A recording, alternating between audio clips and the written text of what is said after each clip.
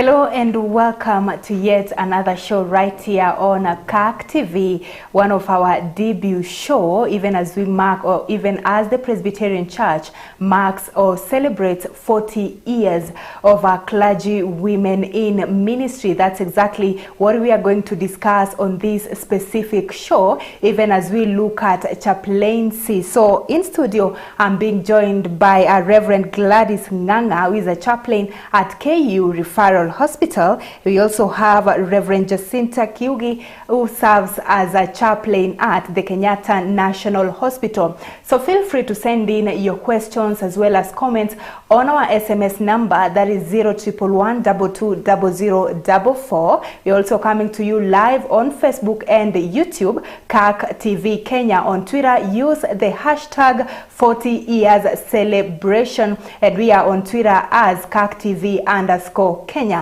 So welcome. As I mentioned, we are going to look at chaplaincy. Reverends, welcome to the show. We are doing well. Yeah. You're well? We are well, thank you. All right. Sawa sawa. So someone at home could be wondering what exactly chaplaincy is. We have those that are serving in church, but for you, you're serving in institutions, specifically in hospitals. So just to start with you, Rev, when you are talking of chaplaincy, what exactly does that mean? Thank you, Aida, because of that great question and even the invitation. Thank you. I would start by saying that chaplaincy is a ministry within an institution generally, or maybe within a community, and that means it's outside the church walls.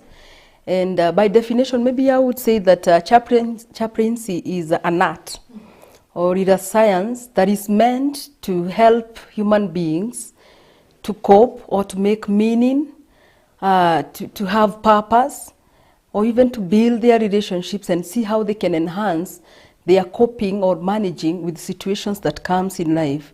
So generally, the work of chaplaincy is to help people manage their life situations. Could be distressing, could be hard situations, could be difficult situations. So the work of a chaplaincy is just to clarify how God participates in human life. Yeah. Okay, and for you, is it the same? And when we are talking of just clarifying to them, how exactly do you do this? Do you do just like the reverends do in church by preaching and by the Bible, or how exactly do you do it? Thank you, Aida. Thank you for the invitation. Thank you. Chaplaincy is a discipline where an ordained minister is attached to an institution. Could be a secular institution or a certain denomination institution, so that they offer religious care to people, spiritual care and counseling. So normally what chaplains do in this institution, they become people representatives, so that you are involved with representing people in these institutions, for example, in management meetings. Or you could go direct to the people in the institution, the staff or their customers or clients, and relate to them one-on-one, help them understand where God is in the context of their lives, where they are at serving in the institutions. Or you can also share the word of God with them from the platform of a normal preacher. You can stand on the pulpit, or in the institutions we call them podium, and share the word of God. Yes. Great. Now I'm sure our audience are much aware of that. And dear audience, as I mentioned, remember you can still send in your questions to Reverend Nganga as well as Reverend Kiugi, just to understand more about chaplaincy, even as the church marks 40 years of clergy women in ministry. So they've just explained to us of what exactly chaplaincy is. So let us look at even as you serve in institutions, as the church marks 40 years, what does that mean to you who are serving now in institutions? Maybe I would say that this is a very good opportunity for the church, so that we can be able to clarify the role of a chaplain, and especially in an institution like the one I serve in at Kenyatta National Hospital, because most times, maybe the institution times does not know exactly where I come in. So I think it's a great opportunity that we may get an opportunity to clarify exactly what we as a church are, or what we do in an institution that helps them to achieve their vision and mission. Because basically in an institution, the work of a chaplain is not geared to the vision of the church. It's geared towards the vision That particular institution. of the institution. So maybe at this time, we would clarify why a chaplain in an institution. And maybe on this, because this is a difficult question most times from the management of the institution where we serve. Like, how do we manage the multi-faith of the people that are in an institution? Because in an institution, you don't get one faith. It's multi. So how do I come in? And maybe I would clarify and say that in these cases, when we talk about spiritual care, other than religious care, because when you talk about spirituality, then it means we are talking about every human being, because every human being is a component of the body, the mind, and the spirit. So when we talk about spirituality, then we're able to connect to every human being, regardless of what faith they come from, and even those of non-faith, because at times in our institutions you get such people. So I think for me, this one means so much. It's an opportunity for me to say who I am and what I do in that institution. How about you, Rev? It is true what Reverend Jacinta has said. In an institution, we are more for the institution and the people serving there than for the church. So we normally mold our model in line with the delivery of services to the people. So that, for example, if I have to join in a certain committee, I will go there with a view to uphold the work the institution is doing, more than championing the cause of the church. So that at the end, I'll bring in people from different religious backgrounds, people who even do not believe. We have atheists among us. And in the notion, in the talking to them or bringing them together, you'll be able to let them know it is well to uphold the work of the institution. So that spiritual care at the institution level is not so driven into the word as it is in a church. It is more driven to application of the word of God in the context of the work that is being delivered from that institution. Yes. And now that you're serving in hospitals, maybe just to understand, are the service that you offer, do you just offer it probably to the staff or the patient as well, to the patients that come? You're in hospitals, and health is something that I hold so close to my heart, So we have this, let me just talk over one aspect of hospitals, that is the palliative care, which at some point they truly and they really need, let me say, the prayers and the gospel and everything like that. So how exactly now do you balance it? Do you just talk to the staff or the patients as well? Thank you, Aida. On that one, just to put it clearly, is that the work of a chaplain has a scope that is quite wide, because I have to take care of the patient, take care of the family of the patient, I have to take care of the friends of the patient. At the same time, I have to take care of the staff and their families too. And like in our case, we have students. So our scope runs generally in every person, to every person who is within the institution.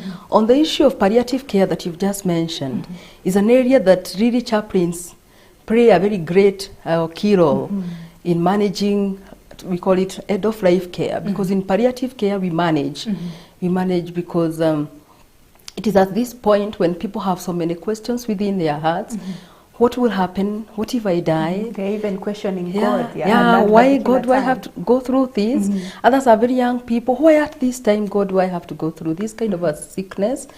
And a chaplain at that times comes to clarify and to bring out the resources of the patient so that this patient can see them, because most times you find that a patient is not able to see what hopes, what resources they have because of their physical illness. So the work of a chaplain is to just be with this patient. Most times we don't talk to the patients. We allow the patients to tell their story so that from there I'm able to pick on the resources and clarify them. And the patient is able to feel relieved. They're able to see clearly the path they are taking. And even in other cases, we're able to help them do what we call crossing the businesses, because in palliative care times we see we are going to an end. So in that case, we allow people to transit safely and peacefully.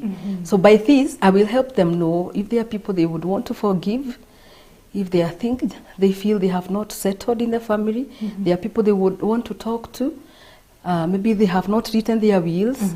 So in that case of palliative care, the chaplain is the only person in a healthcare institution who has time to sit with the patient and understand what exactly the patient is going through and help them walk the journey safely. It's such a great ministry in palliative care. And that's quite a great role that you play right there. But I want to understand it's not easy convincing someone that probably the pain that you're going through, reading verses to that particular person at that particular time with the pain and everything. So Rev, how do you convince this person? How do you ensure that they are at peace and everything, just to convince them that whatever they are going through, probably they are going through, it's a season or something like that? How do you convince such people?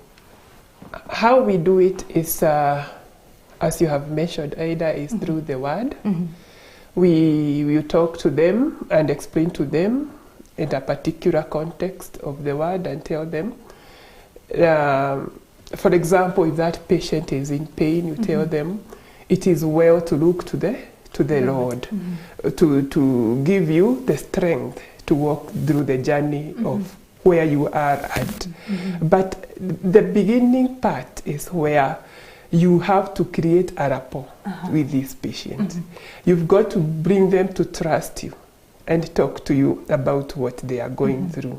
So we start our counseling bit, our spiritual care counseling bit, start with first getting to know the patient, allowing the patient to talk to you about what they are going through, hearing their heart as they speak, hearing the difficulties of the journey that has been.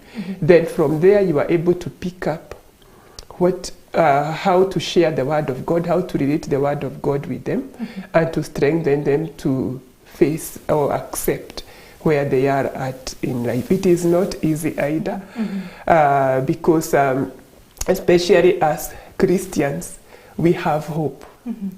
And sometimes the patient is at end of life.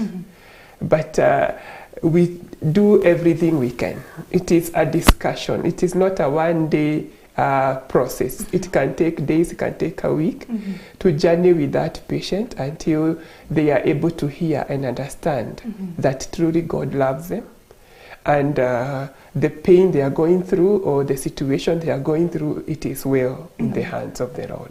Yes, it is a journey. Wonderful. And you talk with so much passion of your service. Yes. Let's just try and understand, even before your ordination or during the licensing, during the ordination, did you see yourself serving in let me say, a hospital or chaplaincy, or where did you see yourself? Thank you, Ida. Initially, when we started ministry, I saw myself as a parish minister. Actually, even the training was geared towards serving the Lord in the church setup. But along the way, my path was diverted to the hospital chaplaincy. And that is where truly I found my calling. It is a place of joy to see people heal. You know, when you're in the hospital, you have your physical illness and also the soul is sick. so that if we are able to heal the soul, it is easier now to heal the body. So that when you see people receptive of the word of God, and in their soul they are getting better, and they are healed, you feel you have truly brought something good to this person. You have empowered them in the journey ahead. Yes, so finding myself in a hospital chaplaincy, actually for me it was a blessing. Yes. Great. And for you, Rev, she says the calling came and she was directed to the hospital chaplaincy. Yes. Was it the same for you? And I mean, if I'm looking at serving as a parish minister, then this calling comes and I'm diverted to this other route. Is there something like, do I, like, should I go this direction or should I go this? How was it for you? Ida, mine was a clear path from the entrance point. I knew very well that I was coming in as a chaplain. I was not clear whether it would be a hospital chaplain or a school chaplain, but I knew I wanted to do institutional ministry. So I would say for me, it started from the beginning, from the inception. It was clear I wanted to do chaplaincy. And so when the opportunity came to serve in the hospital ministry, I think I just had to move in. I would say for me, it's something that I passionately love, being with people where they are, and just having an experience with them as they grow through the ministry or through the work that they do in the institution. And I went ahead even before ordination and did a course on chaplaincy. And I think at the moment now I have gone to the level of professional chaplaincy. So for me, it was very clear I wanted to be in chaplain. And it's a ministry I admire, I research on, I work on. It's what I do every day, every moment of my life. Just being with people and help them get meaning of the situations that they are in. Yeah. So if you're serving as a chaplain, it's chaplaincy, or there are times when probably I see parishes inviting in, let me say, guest speakers. Are there times you're invited probably to preach in church? Yes, we are. We get a lot of invitations to go back and serve in church. And we do what parish ministers do. Yes. So it's like you're serving as a chaplain, and what would you say is the difference, or where does the line cut? At chaplaincy, you don't have a congregational setup. For example, you are not ministering to one denomination, for example, Presbyterian Church. At chaplaincy, you are ministering to people who are believers, people who are not believers, people who are Muslims, all walks of religious faith. You just find those people. And so that your ministry is not limited to the Presbyterian. It goes out and beyond. Yes. So for someone like a Muslim, let me say, for the SDAs and for the Catholics, let me say we serve one God, maybe through different means. But for someone like a Muslim, let me say someone is sick in the hospital, how do you start preaching to this person? Yes, Aida, that's a good question. When we talk of spiritual care, it cuts across every human being. I would give you an example of in the hospital, and I have two patients, one who is a Muslim and one who is a Christian. When I go to them, it's not about me. We say that patient care is patient-driven. So it is the patient who will drive me to give them care. So when I introduce myself as a chaplain. And like for me, most times when I'm doing care, especially to multi-faith, I don't use the chora, because the chora automatically creates an impression. So I go as a chaplain with just my gears that I use in the hospital. So what I do is that I will listen to this patient. And one thing that is so common about a Muslim and a Christian is that suffering is suffering. The suffering of a Christian, the suffering of a Muslim are both the same. So when I go to a Muslim who is struggling with rejection, who is struggling with bitterness, who is struggling with maybe not able to communicate what they are going through, their cultural values, there are maybe others' attitudes. When I go to that patient, it will not be about my faith. It will be about their spirituality. And my work is not to impose to them, it's just to clarify. So for either, it becomes easy. And professionally, I will not use a Bible. I will not even carry the Bible with me. So I don't need the Bible to speak to a Muslim. I just need to allow them to connect with their inner, their higher being. So their higher being could be an animal. It could be God that we serve, the God that we serve. It could be whatever else. But for me, as a chaplain, my work is to facilitate them to connect with their higher being. So it's never like about me. It's about the patient. Yes. And spirituality is for everyone. There's no suffering, there's no cancer for a Christian. Yeah. So it's suffering for human beings. Yeah. Yeah. Okay. Now that we've touched on, let me say, the patients. Yes. So Rev, let me say you had a patient, someone that you're giving hope, someone that you're praying to, and unfortunately they pass on. How do you now deal with those that have been left behind in terms of just giving them hope as well? We go through what we call grief counseling.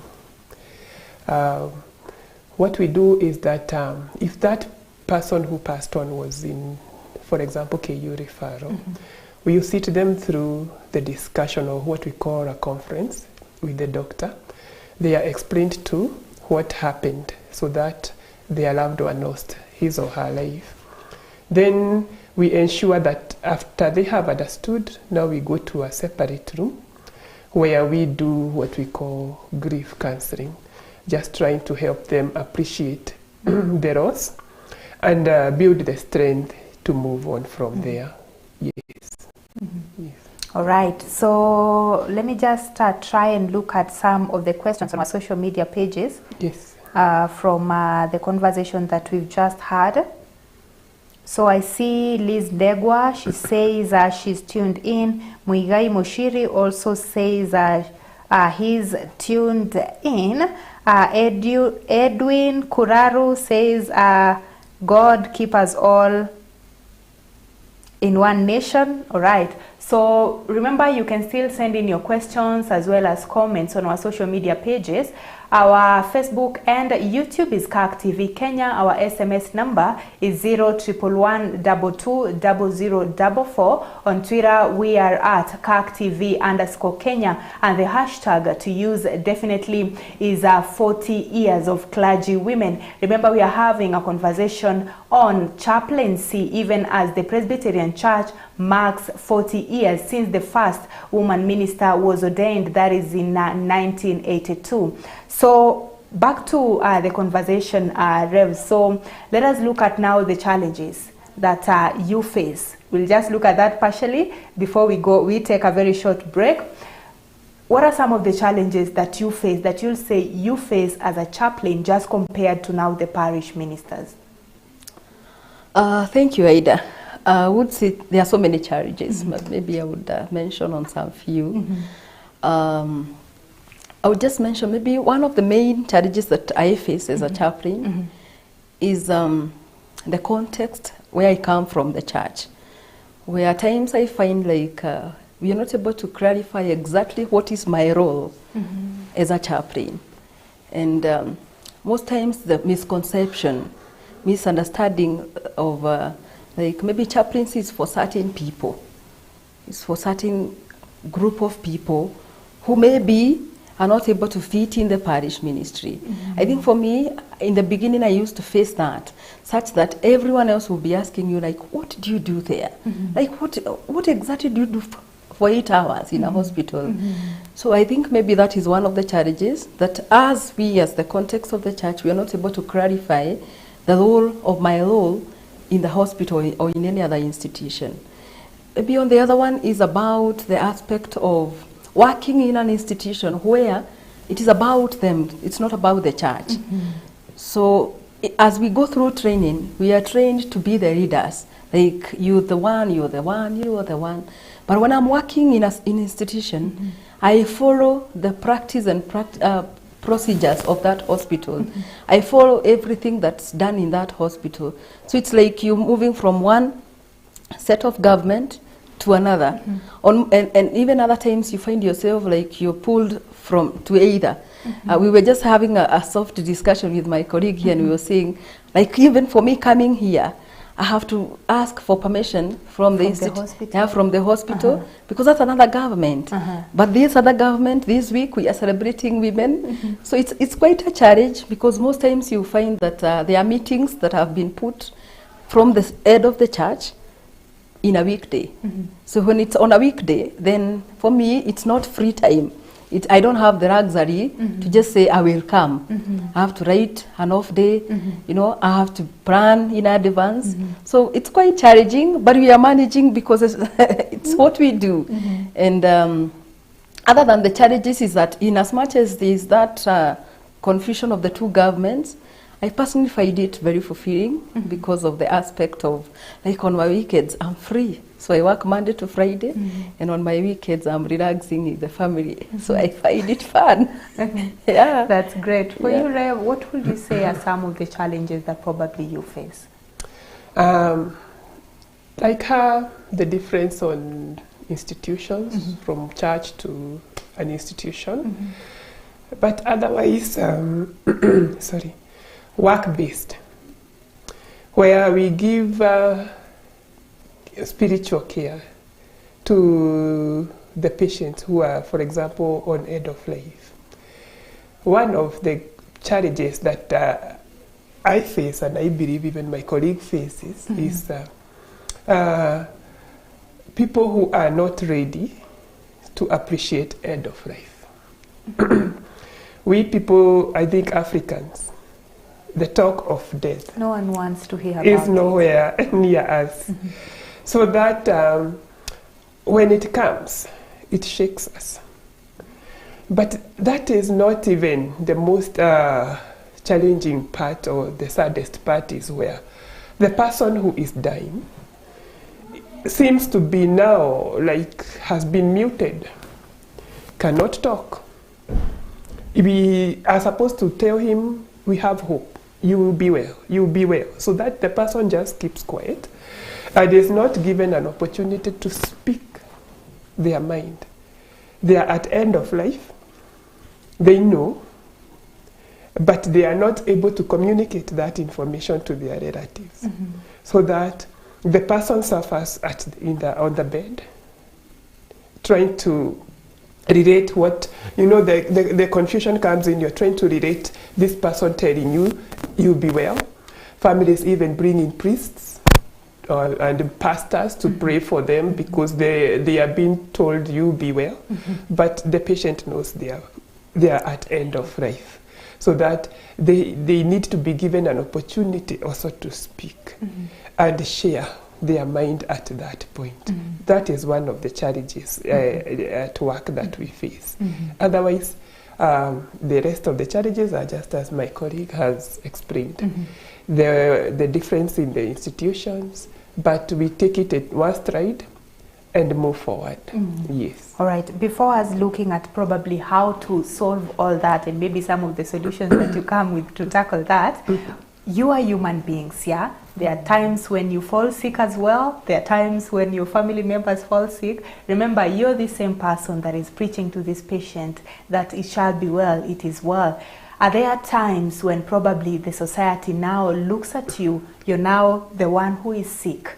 I don't know whether you've had such occurrences in your life. You're now the one who is sick. You're now looking for this person now to come and give you hope. Are there times when the society now start pointing fingers at you? Now, I mean, it's the same God that we pray to. It's now your time. You're now sick. Now, who will come to now give you hope?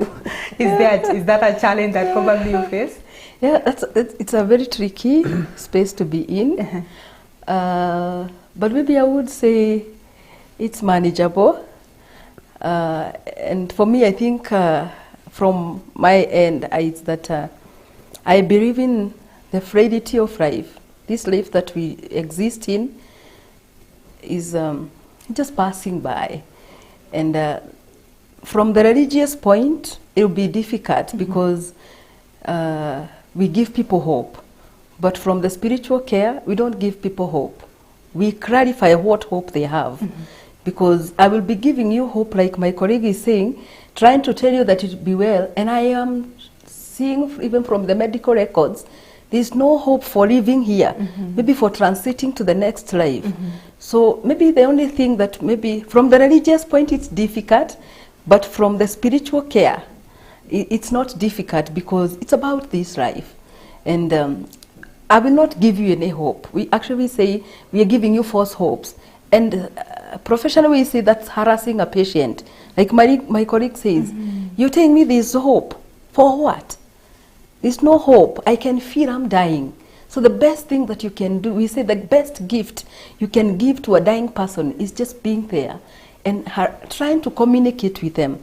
If they're able to communicate verbally, engage them with questions that crosses their businesses of this earth, if it happens.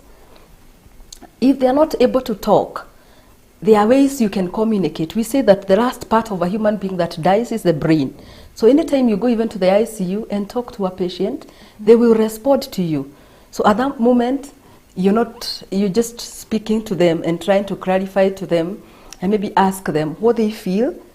And maybe I would give an example of what we do in the ICU, mm-hmm. is that you talk to them through touch. Mm-hmm. You can ask them and tell them, if you can hear me, close your eyes. They will do that. Hold your hands. So with that, I want to say what? When it is time for sickness, we don't need hope from other people. We need our own hopes to be revived, mm-hmm. to be clarified, to be uncovered, mm-hmm. so that we can survive the next minute that God has planned for us. Mm-hmm. So even if it was for my case, maybe I'm going through grief, I'm going through a sickness, I would expect the person who comes not to give me false hope. Mm-hmm. Just allow me to tell you how I feel. Yeah, allow me to tell you how I feel. How distressing it is, and by that you will help me, you will accompany me, other than coming and giving me your hope. Mm-hmm. So I think for me, I would prefer someone who comes and just asks me, Jacinta, how do you feel today? Mm-hmm. Yeah. And just allow you to talk and express yourself. Yeah. Mm-hmm. Yeah. All right. Yes. That is something I've learned as well. That is something say I've learned as well. Now, we've talked of this challenge of now these two institutions with the, let me say, different rules. Yeah. Looking at the church, Rev, how does the church now support you in such a situation? The church supports me through, for example, when I need clarification on something, mm-hmm. on how to go about a certain issue, mm-hmm. I can always fall back and ask for them to give me advice or guidance on how to go about. For example, where something I want to do is colliding, mm-hmm. with the expectation of the hospital, mm-hmm. so that you can fall back. For example, there's a time we were trying to work towards dedicating chapels at the university hospital. What was not clear from my end from the hospital was that the hospital prefers to have interfaith chapels, so that at the end of the day, the word chapel, you know what the word chapel means? A place of prayer, a room of prayer. Mm-hmm. It is not necessarily a Christian place of prayer. Mm-hmm. A chapel is a room that is set aside, that anybody who believes in whatever God that you believe, you can walk into that room and pray. Mm-hmm. So the collision cause was, I come from the church, and we believe in dedicating places of prayer. Mm-hmm. So you need to dedicate this. So I needed to dedicate this chapel because, okay, what happened, we were given different rooms because, of course, we have Muslims, we have other religions, and we have Christians. So I needed to dedicate the Christian worship place or the prayer place. And I was told no. So I had to clarify that with my church and be directed. How does that one work? And it is a journey that we went together with the ministers And we discovered that at the end of the day, we do not need to really dedicate rooms to be places of prayer. A room, wherever it is, wherever you want to pray, you just walk in and pray there. Yes. All right. Thank you so much for those inputs. Those are very great. I'm the interviewer here, but I'm really learning. I'm learning so much from you, and I like how you speak with so much passion. I wish everyone with their profession could speak the way you are. So you're doing such great jobs in the hospitals that you're working in. And Liz Ndegwa, Muigai Moshiri, Edwan Kuraru, Faith, and Louisa Kaigai, thank you so much for tuning in, and thank you so much for your comments as well. We'll keep on reading them even as you continue with the discussion. Remember, we are looking at chaplaincy, and we have Jacinta Kiugi, that is Reverend Jacinta Kiugi, as well as Gladys Nganga, from different hospitals. So we'll take a very short commercial break. When we come back, we'll be looking at more. Remember, they're coming from hospitals, and we had the COVID-19 era. So them being chaplains in the hospitals, how exactly did they handle this particular season even in the hospital? So these are questions that we will be delving further in just looking at. Remember, the Presbyterian Church is marking 40 years of clergy women in ministry. So let's take a very short commercial break. We'll be right back in a few.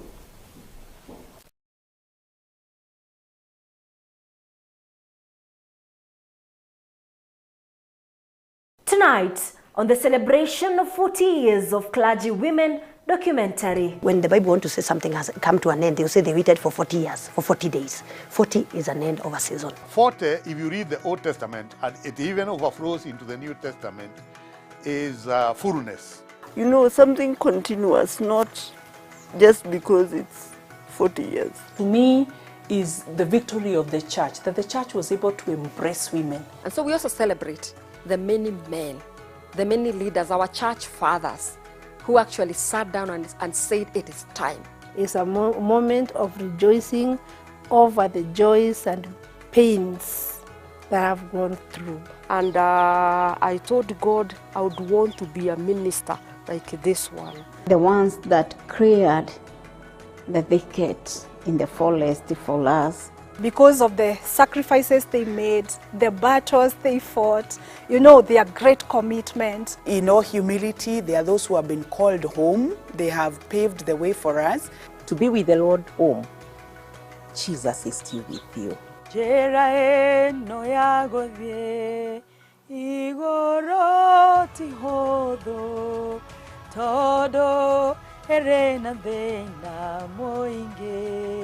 No Jesu areho rogendo ne ruega totwa ranete hegi keno.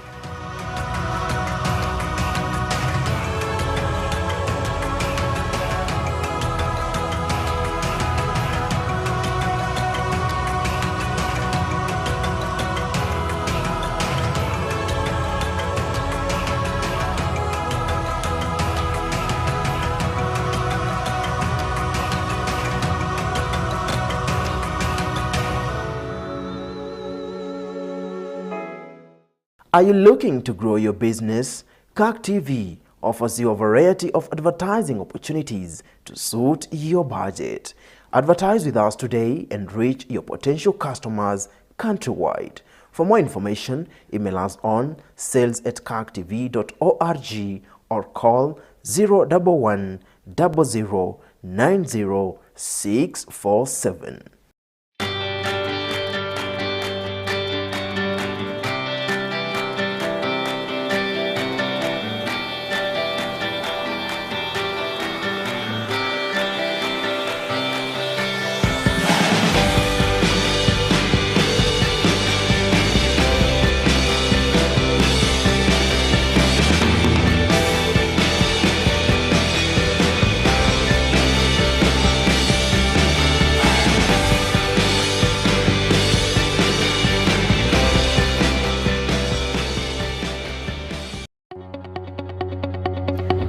your feedback on our programming. For questions or comments, kindly get in touch with us via email info@caktv.org, SMS 011120044, or call us on 0794 588 054.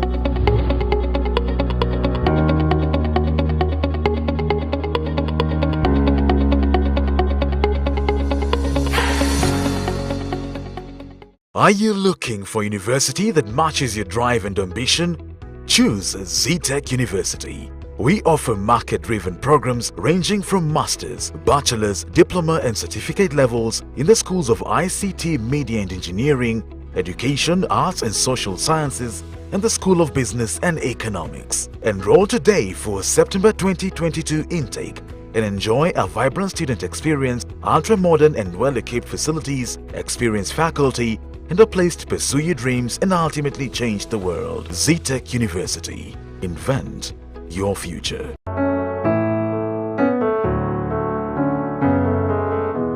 We look forward to this week, that's starting on Sunday, because we have planned for it.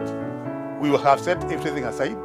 We will not be carrying out any other assignment other than celebrate our women, and we are part of it. It's not, we will not be spectating.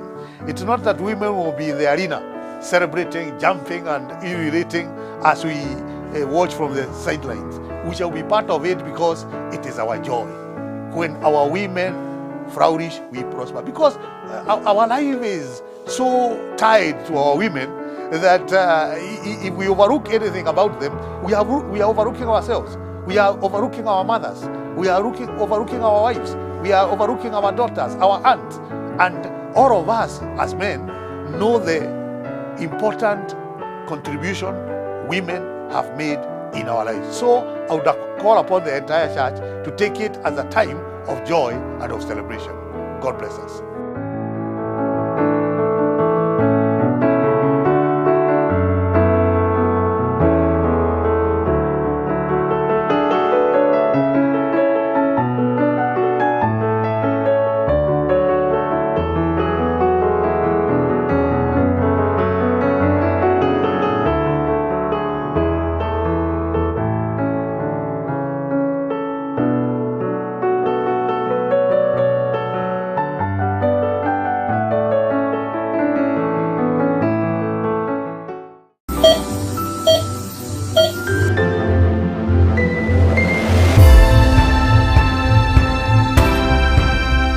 Without health, life is not life. As human beings, we need complete mental, physical, and social well-being, not just the absence of disease.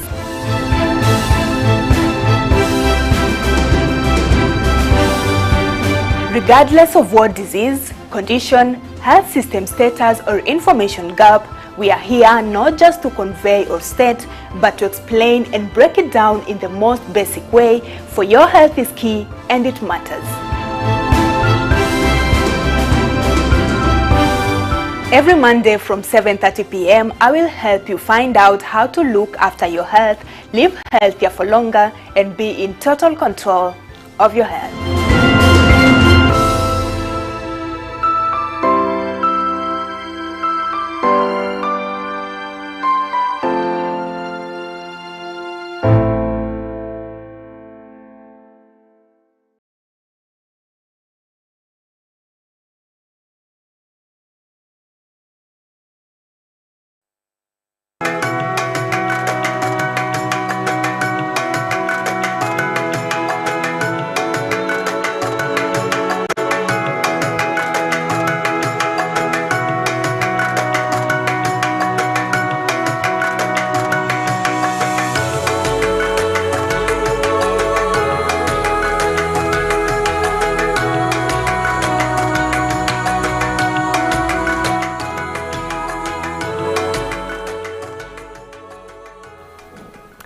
So welcome back to our discussion this afternoon. We are looking at chaplaincy, even as the Presbyterian Church marks 40 years of clergy women in ministry. So we had a very great discussion in the first session. And if you're just joining us, remember we are also coming to you live on Facebook as well as YouTube. We are at CAC TV Kenya. On Twitter is CAC TV_Kenya. And the hashtag to use is 40 years of clergy women.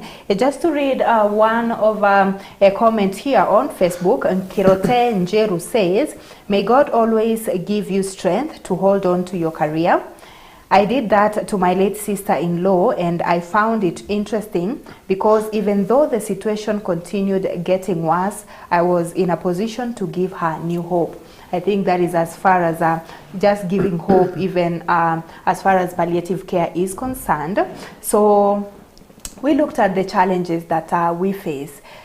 During the short break, we were just discussing of now this science and God, now the hope that we are giving these patients. Let's look at, do you find it a challenge probably with the doctors? Remember, for them, they are treating and they are doing it in now the scientific way. Would you say you find a challenge now balancing between now this spiritual and now the doctors? Oh, okay. That's a tough one because it's one of the greatest challenges that I personally have experienced as I serve as a chaplain in a hospital.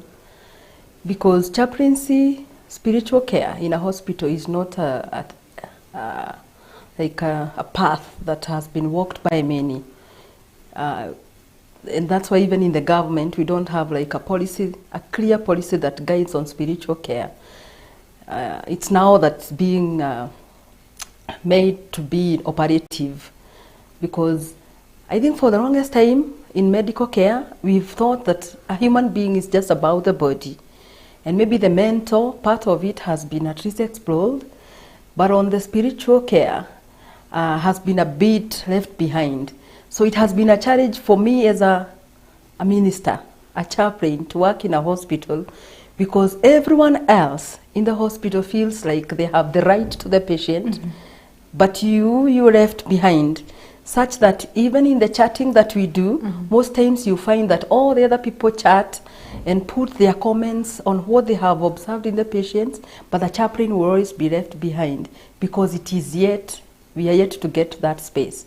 So I would say it's quite a challenge, but I think for now, as we progress, we are trying all that we can so that we get in the clinical training of every hospital chaplain, so that we're able to understand the dynamics of healthcare, so that from there, we're able to convince everyone else in the medical practice to understand that for you to give holistic care, you cannot ignore the spiritual care of a human being.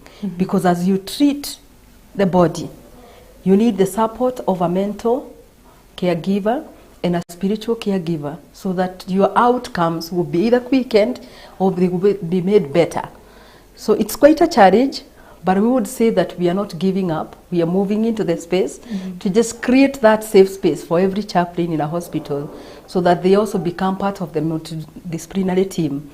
And I've always seen like even most people will tend to think, which is a common thing even outside, that my work is to pray for the patient. My work is to give hope to the patient. But clinically, my work is not only to pray. I will only pray if it is a requirement, it's a need of the patient. But on the spiritual care, I will address these key things, struggles that this patient is going through, spiritual struggles that a patient is going through that is hindering them to achieve the healing, even though they are receiving the medical care.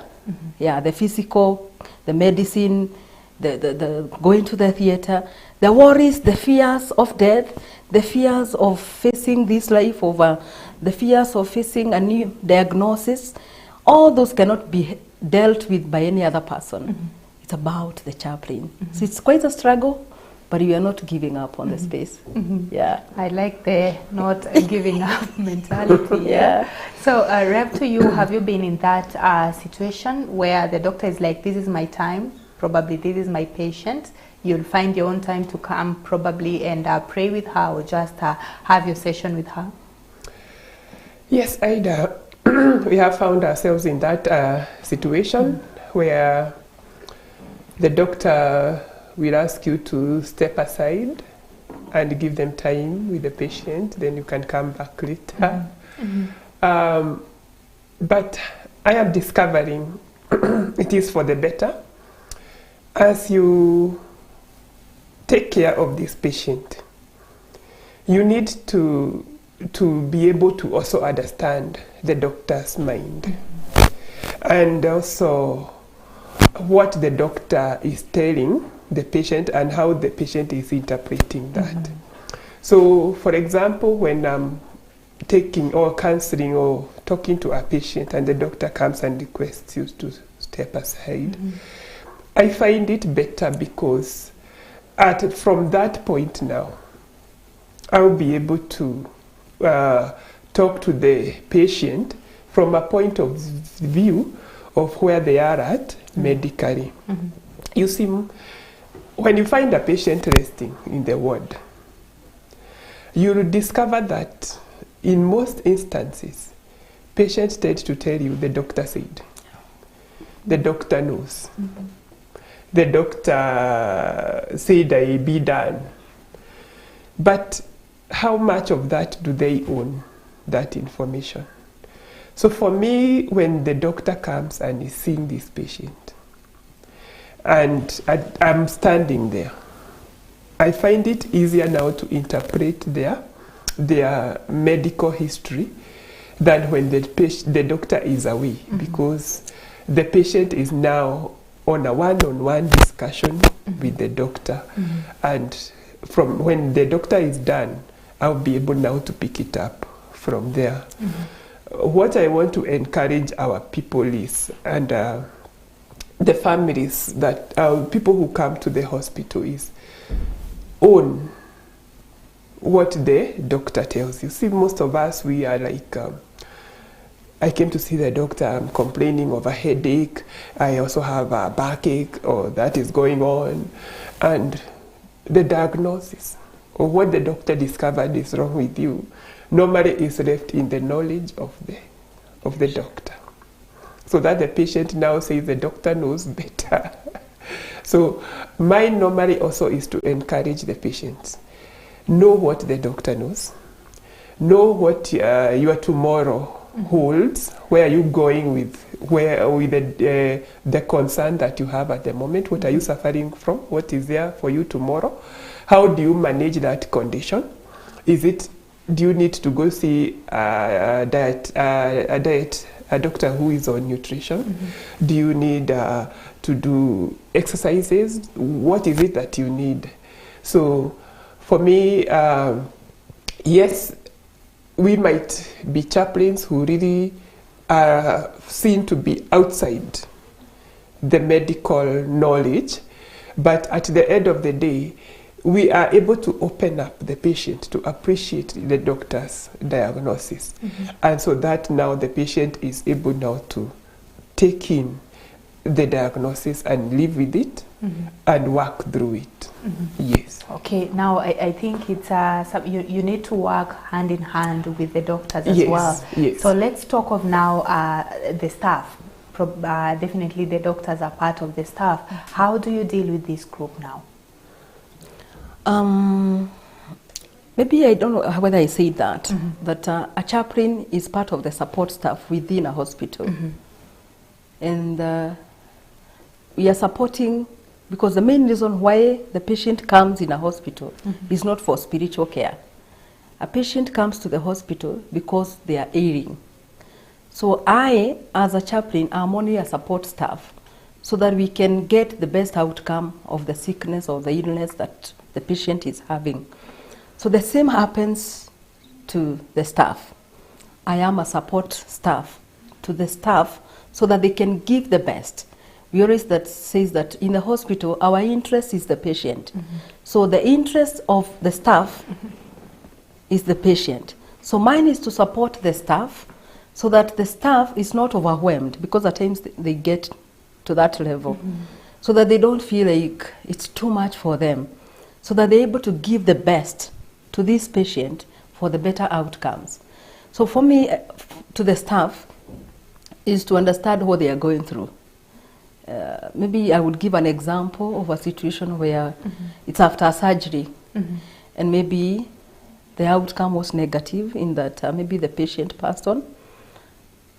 So most times you find that at that point the staffs are demotivated of the outcomes. So mine is just be there with them and allow them to pour out the pain, the guilt, the questions, and all that they could be going through at that point, so that they have the energy to take care of the next patient, because the queue is there. So mine is just to support the care so that the patient gets the best. Yes, yes. Now, as we deal with the patients, definitely we have different age groups now for this patient. There is this special group, let me say, of children. How do you now offer your services to this young child or a very small baby, probably not, let me say, not a newborn, but this child who truly doesn't understand maybe religion so well or spirituality so well, but they are in pain as well. How do you now start giving them hope and even explaining to them that probably they'll be okay with time? How do you deal with now this small group of children?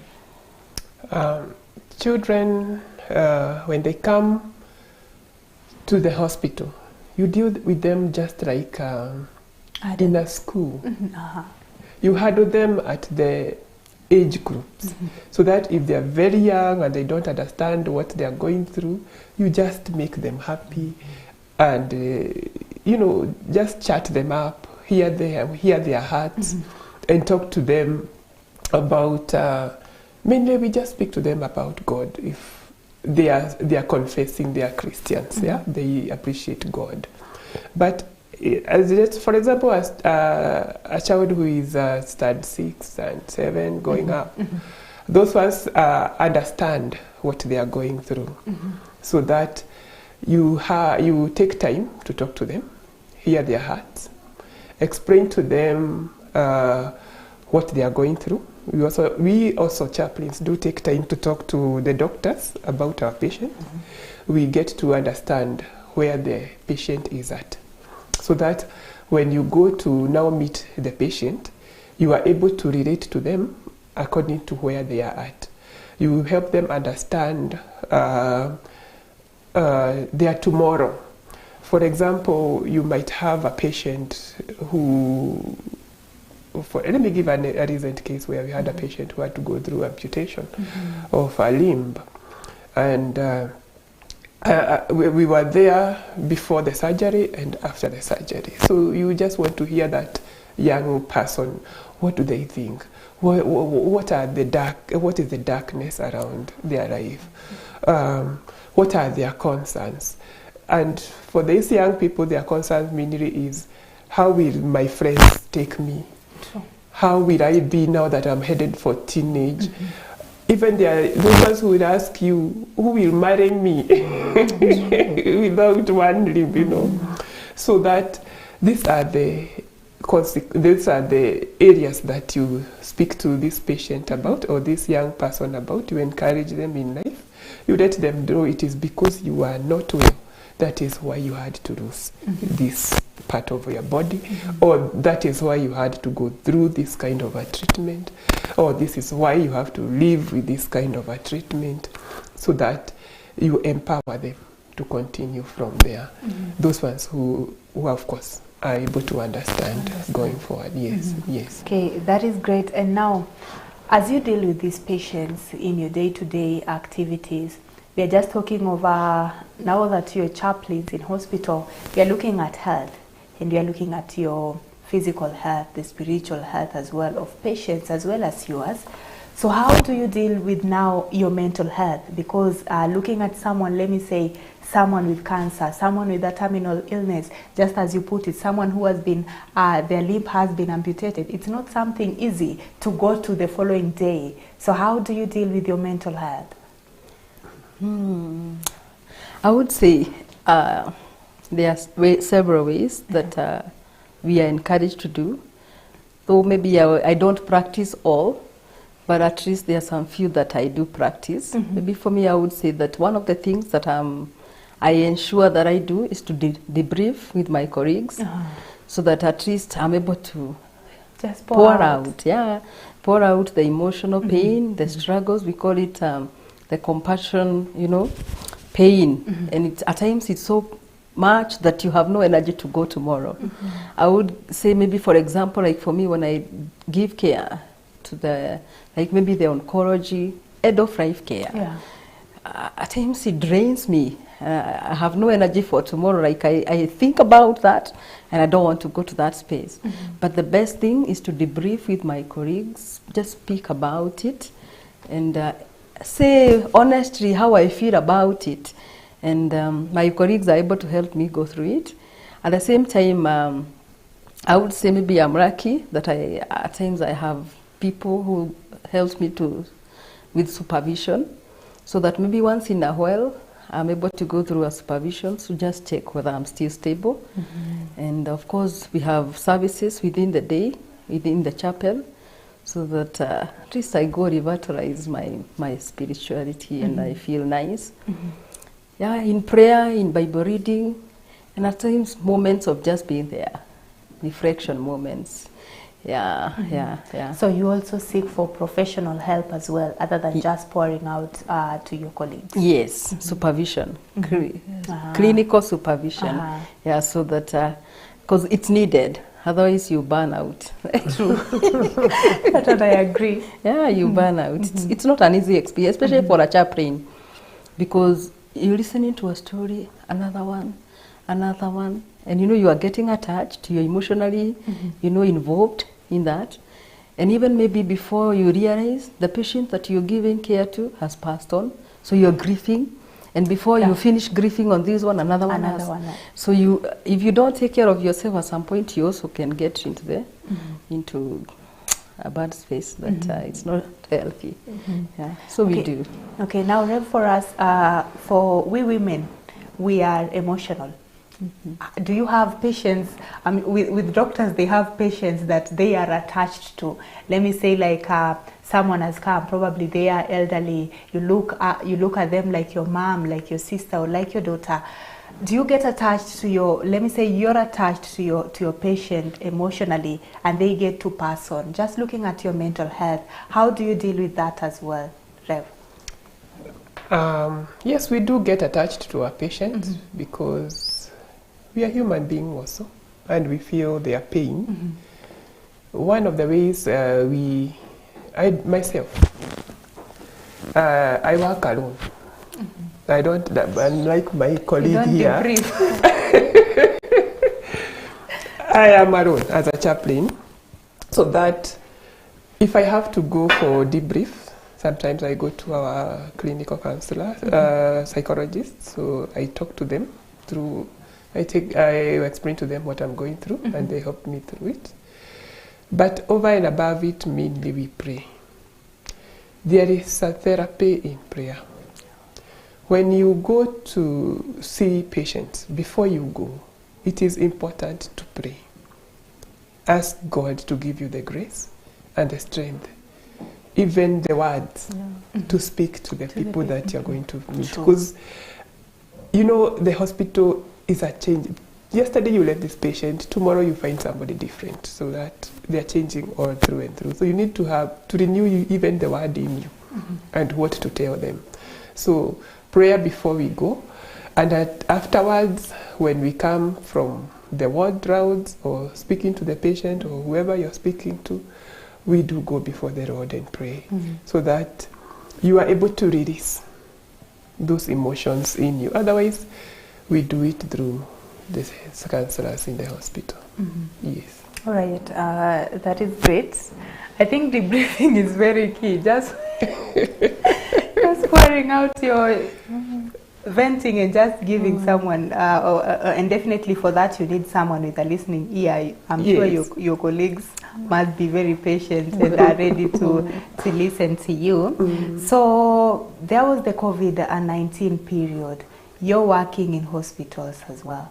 How was it for you? I'm sure it's one of the incidences or seasons where if you are not careful about your mental health, you would definitely have gone down and down. How are you dealing with that? Wow. For me, it was, I would say, the worst part of my career, because I joined in January and COVID came in March. Mm-hmm. So like everything changed. So it was my first posting. It is a new experience, it's a new environment, but now a new environment with extremes, because we've now started putting on the mask. We've started isolations. We have, for me it was a hard moment. And I really had struggles because I was just new. I didn't know many people. And I think it's at that point in April that I lost my evangelist in the hospital. So it's like, she was the only person I knew, so all the others are very strange to me. And then I think at some point, all of us went into isolation. Only I was left. So, because they had contact. At that time, we were dealing with contact.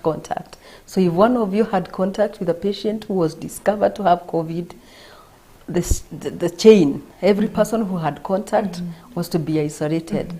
So at some moment I was left alone in a department where I don't know what to do, where to start.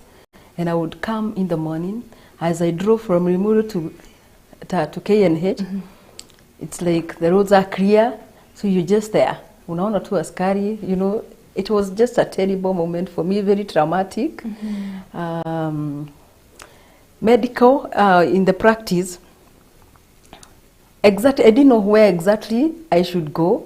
I'm also in fear. I don't know whether to go to the wards. You know, the aspect of the gears, the PPEs, they were not enough for everyone. So I was there wondering, do I go to the wards, do I not? The taking care of our staff who were so overwhelmed by taking care of the issues and the new diagnosis.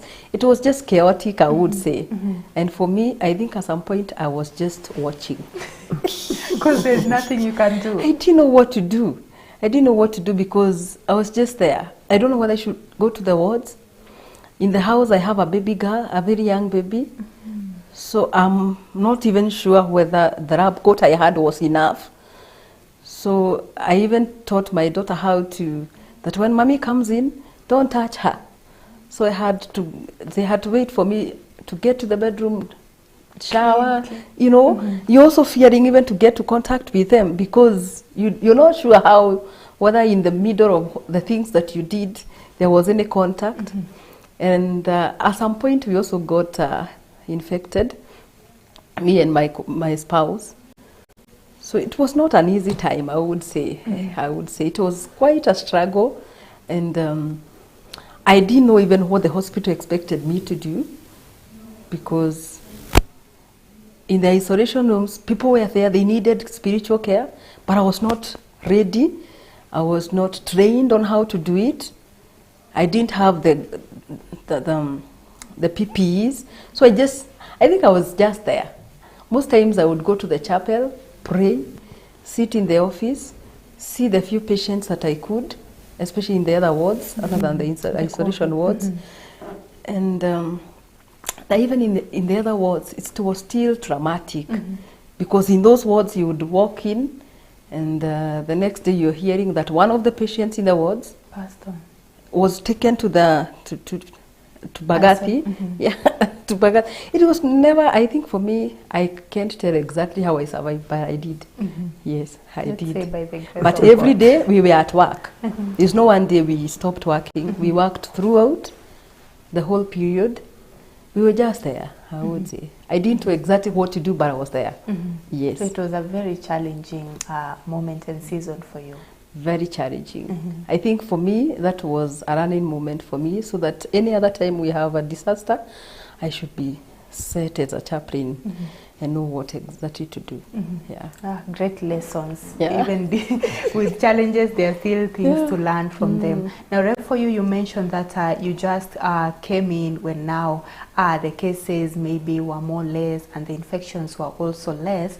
But would you say you were afraid? I mean, your colleague, he has just painted the picture of how things were. Were you afraid? I mean, you're being sent to where the infections were. Were you afraid? Yes, honestly, I was also not very comfortable with it initially. But after I took my time, you see, KU referral was like a COVID center. So I thank God because they were able to rise to the occasion very quickly. And they came up with a procedure that has been maintained up to now. Yes. So that when patients come in, they are taken to, it's not an isolation, but it's a certain ward there where you are first tested for COVID. Then if you are found to be COVID positive, you're taken to the isolation wards. And if you are COVID free, you go to the normal medical wards. So that they were able to sieve through the patient at that level, so that if you're going now to the isolation, I was well trained. I was taken through how to even wear the PPE, and I even came to realize that when you get into those PPEs, though they were hot, you are safe. In fact, I think you are even safer inside the PPE than when with the heat. So yes, you feel the heat, but inside it, you're very safe actually. You even felt within the hospital like you need to wear it throughout because you felt that you are safe inside that the PPEs. So it was easy. I used to ensure that whenever I go into the isolation wards, I wear my collar so that they are able to easily identify me. And I was able to give spiritual care to the patient in the COVID wards. They were scared, I can say, many, even after the initial, mine was from 2021, yeah. Even the wave that came in that time, people were still like worried, but we were able to give them hope. And yes, there was a time when everything went plummeting down, but we rose again. Yes. Okay, and let me just say it's by the grace of God. I mean, we lost quite a number of people, especially those that were working in hospitals. And it's by the grace of God that we are here today. So you mentioned of family, you've also mentioned of family. How do you now balance between now chaplaincy, talking to this patient, and even going back to your homes as wives, as mothers, as sisters? How do you balance between the two? Very briefly, even as we wind up. Yeah, I would say it's not an easy thing. It requires a lot of intentionality because in both you're expected to give your best, and none should like take advantage of the other. So for me, I would say I do the best that I can when I come to the hospital, and when it's time for me to leave, I leave the hospital and the things in the hospital and go to my family, because my baby will not want to hear the stresses that I went through. She will come running to the mother because she wants to be taken care of. It's quite a tricky balance, but I would say I manage and learn every day from a new experience that I get. Maybe from results, I do evaluations, and I'm able to see how to check and balance. Yeah. Okay, for you, Ray? Yes, I also try to do a lot of balancing. Yes, at the end of the day, you're very tired because most of the time when we work, we are standing. And it's from one ward to another. But we thank God for the strength. When I leave the gate, we are careful. I'm careful to leave lose the issues in the hospital. Not unless there's a case that I want to understand. My daughter is a doctor, and sometimes I take advantage of understanding a certain medical issue in a patient.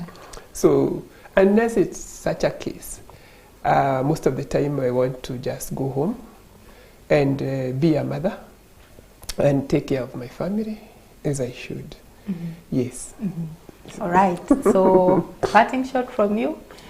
1 minute and 1 minute as well. Okay. Thank you, Aida. It was nice having us and having me in the show and discussing chaplaincy at a time like this. And I would say that for me, chaplaincy is an area that we need to do a lot of advocacy for, so that we're able to bridge the gap, because in the institutions other than the hospital is where you find people spend more time.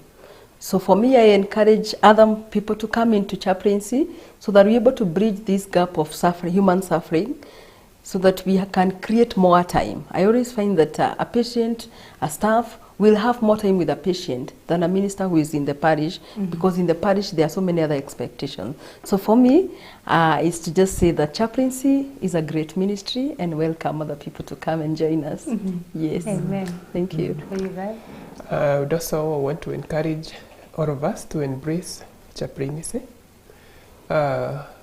Spiritual care is an avenue where people can really share their heart. They can also share their fears. And through the Word of God, many people find themselves. So chaplaincy, it's important to embrace chaplaincy in institutions and even develop it to the levels where it can be an option for people to serve in this country. Yes. All right, we leave it at that, ladies. Thank you so much for your time. Thank you for sharing and just educating us about chaplaincy. And I really love your parting shot that embracing chaplaincy in institution, and even calling other ministers to also come and just serve in institutions as well. Thank you so much for your time, and thank you for sharing with us. Thank you. Well, that was Reverend Gladys Nganga from the Kenyatta University Referral Hospital, and Reverend Jacinta Kiugi from the Kenyatta National Hospital. Remember, our discussion this afternoon was all about chaplaincy, even as the Presbyterian Church marks 40 years of clergy women. So, as we've understood from them, it's not just about serving in parishes or serving in churches, but we can also serve, or as ministers, you can also serve in institutions like schools as well as hospitals. So that's it from us. Remember, we'll still be having another discussion in a few hours to come, just to mark the 40 years of our clergy women in the Presbyterian Church of East Africa. So thank you so much for keeping us company. See you again in a few. My name is Aida Munzati, and if you're just joining us, remember you can still find this recording on our social media pages on Facebook as well as YouTube as CAC TV Kenya, and we are wishing you a beautiful and wonderful afternoon.